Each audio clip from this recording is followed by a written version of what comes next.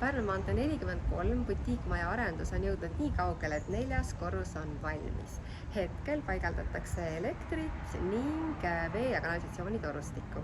Hetkel on siin saadaval veel 2 4-toalist ja 6 2-toalist korterit.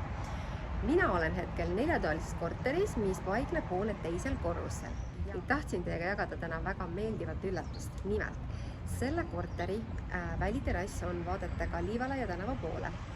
Nii, ma arvasin, et see ei ole kõige privaatsem vaade, arvates kõrvalkattel korterlamu, kuid selle terrassi vaade on väga privaatne tänu nendele kõrgetele puudele, mis jäävad kortermajade ja selle arenduse vahele ning samuti ei paista sellele terrassile ka ühegi naabri aken ega rõdu.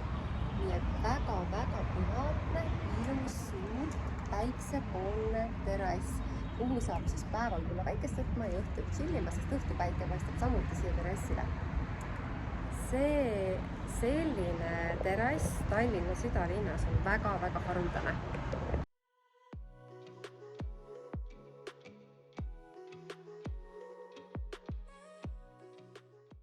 Väga hea korter nii endale elamiseks kui investeeringuks. Suurepärane ehituskvaliteet, kõrged 3-meetrised laed, 2,5 meetri kõrgused aknad, mis tähendab, et see korter on tõesti väga valgusküllane. Parkimine allgaraažis, panipaik, asukoht südalinn, vaikses sisekvartalis, ümbritsetud rohelusest.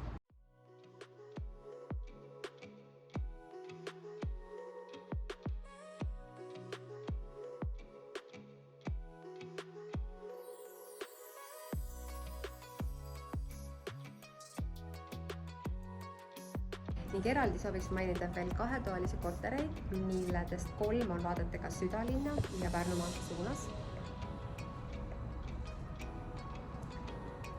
Väga ilusad rahulikud vaated ja väga head planeeringud kõikidel korteritel. Ja üks väga oluline aspekt, millele siin butiikmajas on pööratud väga suurt tähelepanu, on see, et me kõik saaksime oma imelistest korteritest minna välja ja nautida värsket õhku. Samuti on siia 55 ruutmeetrise 2-toalise korteri juurde tehtud suur ja 9,8 ruutmeetrine välirõdu. Ja mis saaks veel parem olla kui armas südalinna korter sellise suure rõduga.